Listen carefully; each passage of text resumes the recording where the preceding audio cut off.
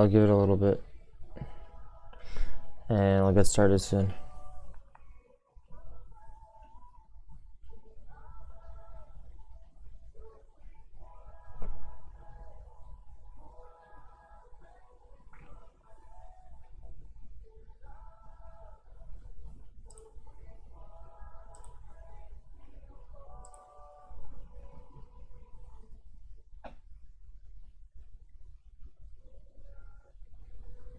Chris, how do I pronounce my last name?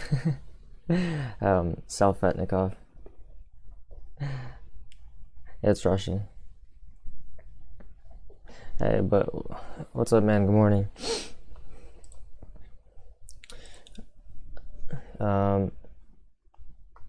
So this might be a shorter live stream, because everything on watch or everything on scan, for the most part, except 10x, is like either untradeable or a micro float. So, which is unfortunate, but it's good that the market's finally heating back up. We've got really nice runners again, so that's nice. But the float, stocks to trade shows 2 million. Flash SEC shows 1.6 million with 24% institutionally owned, so that makes it like a 1 mil float. So that's not really tradable, even though it's a 300% gapper today, which is nice. But the last time that it ran on 70 mil volume, it gaps and failed. But we're trading 10 mil right now, so roughly going to be about the same amount, unless it catches momentum. Then it's gonna trade even more, or it's gonna trade around 100. So which is more than this volume. So plus it's a micro float. So, and then we saw yesterday what I was talking about on ACY, what happens. Thing went to, I think it was like $38 from I don't know, 5 or 6 or something. I don't remember, but UUU, so it doesn't, not really tradable, not for me. And then TCCO, similar situation. But this one doesn't even have enough pre-market volume. Usually I want to look for at least 3 million pre-market volume, at least in this market, and in a float as well. Stocks to trade shows 1.5. Flash SEC shows 1.5 as well. So also a micro float, not something that I want to touch. And again, likely these ones, especially today, TCCO and UUU, just because yesterday was kind of the big day, the first day after everything's been dead. Microfloats, these ones probably will likely die because everyone's kind of, maybe hoping or expecting for the same thing. And when everybody is doing the same thing, the opposite usually happens. So TCCO and UUU, in hindsight, we'll only be able to tell in hindsight, but I'm guessing these ones are just going to fail. But the risk is there for these to be squeezers as well. So I rather avoid situations like that. And then everything else, cost is really, and cost is the same thing. Stocks to trade shows 1.8 mil.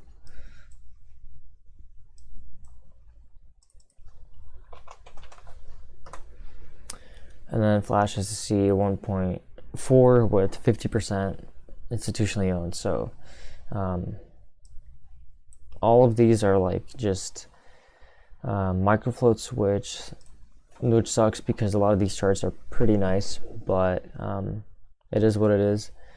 And I think the rest on GapScan are just not up enough, or no volume. Candy Eye, yeah, not up enough, even though it has good volume and good float.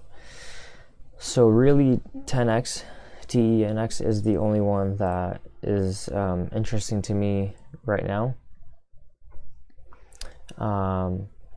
And depending on what it does before the open will kind of determine what kind of trade it will be. So the pre-market chart is a little bit weird because you have this, this spike to 278, and then it pulls back down to $1.55, and then it grinds back up. So the way I see it is this volume here, from when it initially spiked to about the pullback, this right here, basically has no volume behind this move, so it kind of cancels out this move. The only part of this move that has any meaning to me is this pre-market high, because that is still going to be the top that people are likely to use as a level. And let's see if that's in it. What was it? 3 and $3 is more or less an important level. This $2.50 to $3 is so the only meaningful part of this part of the chart is going to be the pre-market high. The real volume comes in, after this pullback until, up till or through now. So now what I'm going to be looking for is kind of that a 50% retracement from its high. So that's going to be at $1.92. So I'm looking for a pre-market pullback to $1.92 or more, and then I'll be looking for a morning spike anywhere over 210s, really, to short into, risking pre-market high. If we don't pull back to $1.92 or more, then this is going to be a 10:30 a.m. plus trade for me. So I'm going to be waiting for after 10:30 to see what it does out of the open. So in this case, if it doesn't pull back more than $1.92, I would be looking for either a morning spike and fail, and then attack the bounce versus the pre-market high, or if we break through pre-market highs, same situation, I'd be looking to short the bounce, but I'll be risking the high of day, which would have been the spike high. And then the goal would be to take it down to $1.50. And every situation for execution is gonna be different. So if we trade this, if we're shorting a morning spike, then below pre-market highs, then $1.50 is possible in the morning. If we break high of day and we short versus high of day, then $1.50 is probably likely by 2 to 3 p.m.